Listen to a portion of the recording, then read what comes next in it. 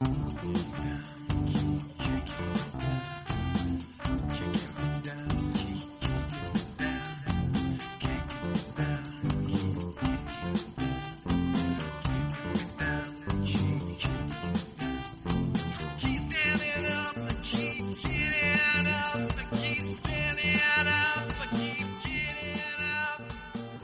to Skechcraft, the podcast for art, design, and process junkies.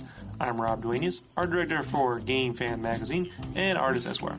This is an unedited podcast, which means there is some cursing from time to time, so please be aware. Thanks for listening, and here we go.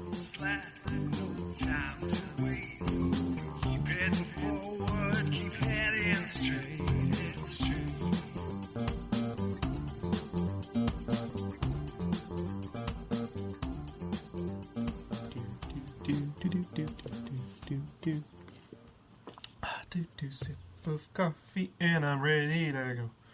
Okay, so, hey, Robbie, I take it you're the audience. Hello, how are you? All right, okay, enough of that tomfoolery. So, welcome back, Sketch Rants, episode. Hold on, let me look at my 1, 2, 3, 4. Episode 5. All right. So.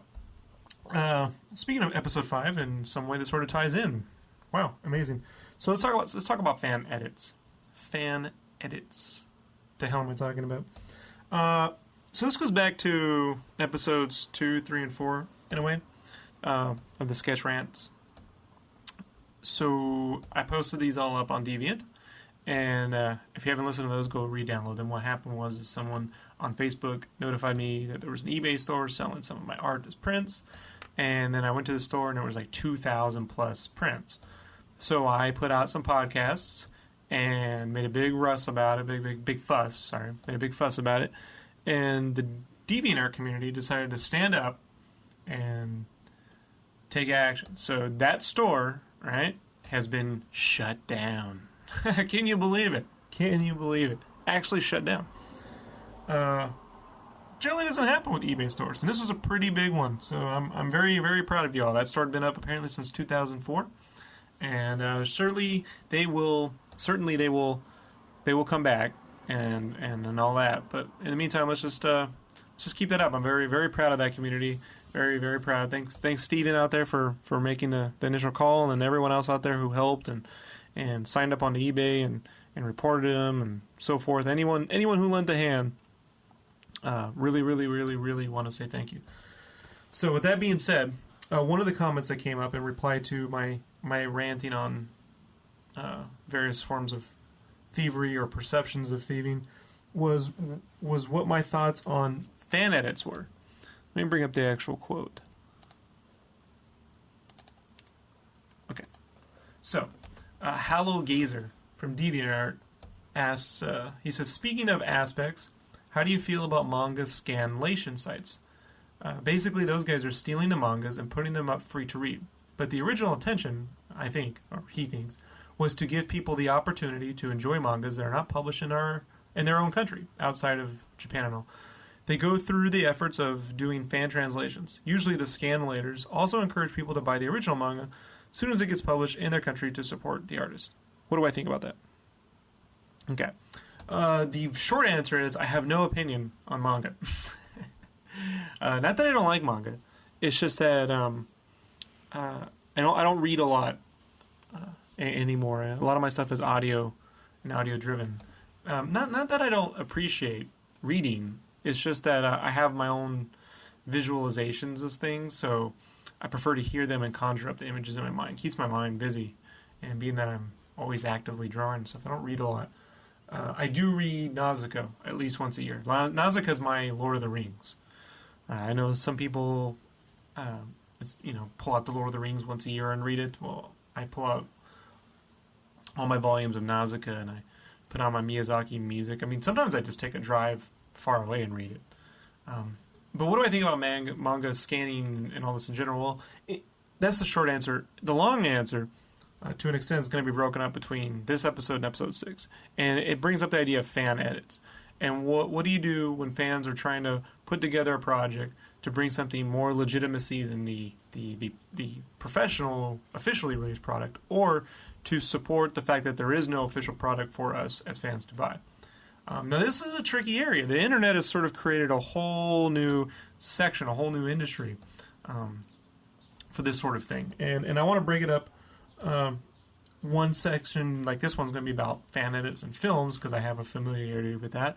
And the next episode will be based off fan edits and games. The short sort of segue into films would be anime. And I know that one of the ways that you could sort of see this now is there was a recent study put out, and I'll try to find the link for that. I remember reading this, that even though that there will be officially released anime put out by Funimation or the actual distributors or whatever, that people will still steal it, even though it's free to watch. Why are they doing that? If it's free to watch, why not just go watch it on the free site? Why would they still download and pirate or steal the anime?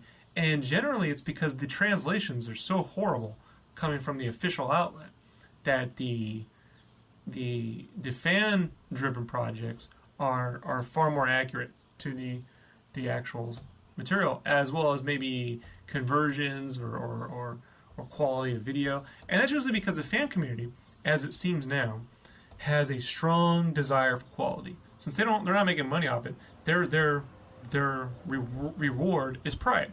And so they have a strong desire and adherence to producing something that is as accurate and as best as it can possibly be. And if it's not, those people sort of get shunned away and the cream rises to the top. In commercial projects, that's the complete opposite. You get a limited budget, you have a marketing window, and a distributor that just wants something, and all these other legal rules or buyer rules that come into that. And I know that because I've experienced it from a t-shirt and from the game fan / play magazine side of things. That when you do projects, licensed property projects, that even though I'll put in things that are accurate to and benefit the community of the licensed property, if a buyer doesn't know what that is, then what do they care? I remember, case in point, when I first started working on Marvel t-shirts in 2005, I put together they wouldn't let me draw my own pictures of Spider-Man and all these characters. So I grabbed a bunch of poses that were approved. Then I turned the opacity down and I kind of repainted them, and I gave them a Drew Struzan feel, put them on a shirt. So it was like a big collage with the eyes of Dr. Doom in the back, and I actually did these splatter painted like lens flare things. Had it look just like a Drew Struzan, Star Wars poster. And I put the Secret Wars. And I always wanted this like Drew Struzan kind of like Secret Wars poster going on. And people were like, 1, that's a lot of color. 2, the print was really big. And 3, they didn't know what the freak a Secret War was. They thought I was talking about military stuff or something. The buyer was confused, and I was like, no, this is a really popular storyline. And so they nixed all that stuff. And it's kind of funny because years later, after I left the company, that artwork got repurposed and they put Civil War on the bottom. But anyway, I digress. So what I'm trying to get into is fans have pride. Because fans have pride, they are able to produce something that the official product generally can't, and that's quality. This is something that one of my instructors used to reiterate in college, is that you can't teach quality, nor can you really pay for it. As much as you'd like to think, quality is put in when people that are working on it really give a crap, regardless of financial reward. A really good modern take on that commercially in films, really easy to see, is go look at the recent Star Wars material and then look at the Lord of the Rings material. Go get the Star Wars special edition DVDs or whatever and feel the casing, the packaging, shake it around, see what it feels like. It's thin, it's cheap. There are bootleg DVDs you can get that have a better quality material than that. The photoshopping is really bad. It has really bad Photoshop lens flares and no pride, no class. There's nothing classy about it. Now go get the Lord of the Rings extended edition DVDs, and those feel like the King James Bible. They're hand painted artwork. They have these tomes, these almost leather-like bound quality to them. They feel weighty. They feel like you got your money's worth. There's a feeling of quality behind that, and I think this sort of thing is very important, especially on tactile media. But anything in general. So do I, in a short answer to an extent, do I support this? Do I personally and professionally support this? Professionally, I don't support breaking the law. However, I do understand that certain people in this industry would not have their positions if they hadn't done something like that. Like George Lucas used to re-edit films of his own when he was a teenager. He's talked about this many times in film school. And in film schools, we do this. I mean, even at our college, I had film classes, and we would take, movies and rip the video and make our own trailers and edits of this material. So I understand all this. I think for scholarly review, perfect. I think for distributing on the internet, I think you should own the DVD or the manga. If you can't buy the manga, then to that end, I say, to that end, I say you got to choose your own path. The reason why I have a hard time putting that down on paper is because what happens is somehow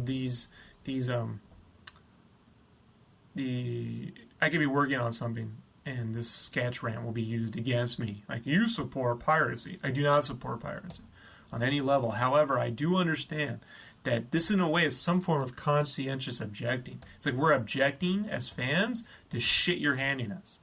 I'd be more than willing to pay, for a quality release. Like the DuckTales DVDs are really, really good. I would not download the DuckTales cartoon. I'm going to get the DuckTales DVDs. They're unedited. That the packaging's great. They're perfect. So when it comes to Star Wars, I refuse to give George Lucas any of my money because I think the products they're making are pretty bad. I already own them all, and it sort of leads into my fan edit film, the two big ones, which is the Phantom Edit and Addy Wan's Revisited series. I own all the Star Wars movies, but I'm not going to pay for any new Star Wars material until the quality rises, because as a fan, I just disagree with it on every level. But let's move on. So what happened is so fan films of sort of fan edits, so to say, sort of in my world since 1999, 2000, 2001, somewhere around there, this all started. Actually, for me, it started with right after the special editions when they officially had announced the release dates for episode 1. People started making their own fan trailers. I was making my own fan trailers, like I want to say 95, 94, using GIF animators. I remember taking QuickTime videos. At the time when you could still get various movie trailers were being put on the net in a low-res QuickTime format. And I used to export sequence images and make my own Batman movie trailers for future Batman movies and GIF animators. Oh, wow. We've come a long way, huh? So, moving forward, this turned into the biggest, the one that started it all, which was the Phantom Edit, which was, everyone knows, it's pretty legendary. It's, an editor went out and did his own edit of the Phantom Menace to show that it could be an actual watchable movie. And that sort of spawned this whole fan edit industry, starting with Star Wars, to lead to what I think is the best thing made so far in this area, and that's Addy Wan's Star Wars Revisited. Now, if you're unfamiliar with, or 81, however it's pronounced, if you're unfamiliar with 81 or Addy Wan's edits, go look it up, ADYWAN. I'll have the links on the show links. But basically, he took the fourth movie or episode New Hope and basically enhanced or did all the things that we would expect out of the special editions and actually applied it. One man using After Effects and Premiere. And, he's been working on Empire since 2007, hopefully to come out next year. One of the reasons why I bring these edits up is that, first off, they're not perfect. There's a couple of shots here and there where I'm like, oh, that matte is kind of not that great, or this is not that great. However, the level and attention to detail that he put into these things, through the fan community and everyone else sort of chipping in, is so impressive. Because I know for a fact this would never be able to come out of the studio system. At least as it stands now, especially not a Lucasfilm, because they just don't give a shit. And that's evident. That's evident in the products that they produce. Furthermore, it's also shown what one person, or even a small group of people, because I know other people have contributed to the film with CG assets or, input, verbal input, especially with the attention to detail. All the little gaffes and continuity errors, and even things and I've watched this movie 100 times with a fine-tooth comb, and the community always manages to bring up bits and pieces that I never caught. But what they've been able to do is sort of collectively piece together a product that they want to own. And so long as they own the official movie, then no movie studio seems to have a really big issue with this. Especially on Lucasfilm, which I have to give Lucasfilm props. I mean, they seem to support this community, and like I said, I know Lucas has gone on record saying that he grew up doing this sort of thing. So I definitely have to give them props on that for allowing it to occur. I wish this sort of stuff influenced their official material, but if you go look at the recent the coming out Star Wars Blu-rays, you'll see that again. The lack of quality is pretty evident. I think they're trying to have like a Lord of the Rings feel with some of that stuff, but it just, I don't know. You know, I could rant about Star Wars to no end. But anyway, 81's Star Wars edits are fantastic. As a matter of fact, should I ever have children in the future, it'll be the only Star Wars they know. So I'm hoping he manages to finish them before he dies. He's got a long life to live, 80. But big props to that cat. I have contributed to the Empire edit myself. I've donated pretty much all the money I ever would have given Lucasfilm. It's been other. I've contributed quite a bit to 80, especially when you could figure in the pound to dollar ratio. Jesus. But I've done what I can. I wish I could do more with time and effort. But as a professional, I don't have time. So let me go into something else. So there's another edit that I watch. I highly recommend. You can go to fanedit.org. This link will be in the show links. And this edit's called the Superman 2 edit, the Deja Vu cut. Now, this is pretty fucking impressive. So, it's pretty well known if you have any inkling of the original Richard Donner Superman movies that Richard Donner, the director of the first Superman movie, was not involved in the second. In that, when they were initially shooting the original film, they were shooting 1 and 2 at the same time. He had bad blood with the producers, and so when the first movie was a success, they fired Richard Donner and brought in, their assistant director, Richard Lester, to actually finish the sequel. So it's brought up a lot of issues because in the first film was known to use the original ending to the second movie. The original Superman movie, as it stood, was supposed to end with the nuclear missile going off into space. Spoilers for Superman 1. Going off into space, and Superman taking off and the bomb exploding and releasing the Zod and his 2 minions on Earth. And that just really wasn't climactic enough, and they didn't think they were going to probably get a shot at a second movie anyway, since it wasn't complete anyhow. So they used the ending of the second film where Superman turns back time. So the idea was that they would originally get released, wreak heaven on Earth, and then his way to undo it all would be to turn back the flow of time in the second film and stop them from ever being released, which makes sense. Because he turns back time in the first film, now in that continuity, in the second film, his only way to sort of deal with everyone knowing, or Lois Lane knowing he's Superman, is to give her this sort of like magical kiss, and she just instantly forgets. Which is, even as a kid, it was like, what? Superman can kiss people and they can forget now? So, what this editor managed to do was create an edit. Now, hold on. There is an official Richard Donner cut of Superman 2 released a couple years ago. And it's interesting, but what happens is that in the end of the film, Superman just turns back time, and that's it. It's the original ending of Superman 2. The problem with that is that why didn't he just turn back time at the beginning of the movie? I mean, anytime Superman has an issue, you can just turn back time, right? So it brings up a whole other set of issues. So what the Deja Vu cut does is it takes all the footage Richard Donner shot and the footage Richard Lester shot and actually makes one movie out of it. Now, it's a little long. It's 151 minutes. But it's really interesting. Now, spoilers for this, so if you don't want to watch it, go check it out. Wow, I got a few minutes left here. So really quickly, what he does, in a nutshell, is he unleashes Zod, and they all come down to Earth, and they start wreaking havoc. So Superman just says, well, whatever. He tries to fight them, doesn't work. So he goes up in space, turns back time, and then the movie goes to the Richard Lester stuff. And it really works out, because when Superman... There's a scene where Superman in the Richard Lester cut, where Lois Lane figures out he's Clark Kent because he burned his hand, is that he talks about... No, hold on. In the Richard Lester cut, when he becomes Clark Kent, he gives up his powers. So now he gives up his powers to be a normal human. He figures all the threat is over.